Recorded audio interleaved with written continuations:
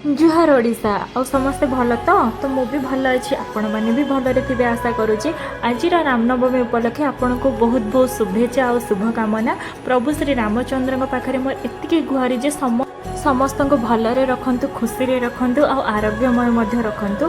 तो मुझे सकाल सकाळू प्रभु रामचंद्र मु फुलहार गुंथुची आ फुलहारटा केमती मत निहाती कमेंट करके जनइबे।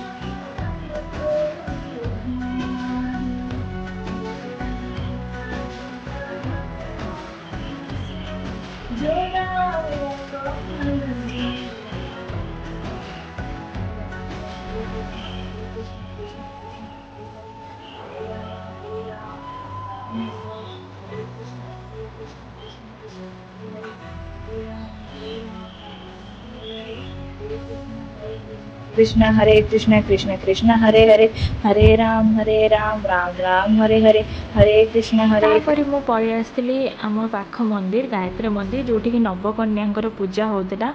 मु गला बेलू बहुत लेट होता अलरेडी से नवकन्या पूजा सरिकी आमर होम बा यज्ञ चली जोटा कि आहुति दिया होता समस्त जो मैंने पूजारे थिले। तापर संध्या बेले मु पलि आसली आम घर पाखे श्री रामचंद्र मंदिर आ हनुमान मंदिर आ बहुत सुंदर भाव में हनुमान ठाकुर आ श्री रामचंद्र लक्ष्मण और सीता मध्य भी बहुत सुंदर भाव में सजाइले। तापर आमर आज एपट साइड माने बालेश्वर साइड रे गोटे छोट रैली होती जो मैंने कि ओनली स्त्री लेडीज मैंने ही करते बहुत सुंदर भाव में भी रैलीटा होता।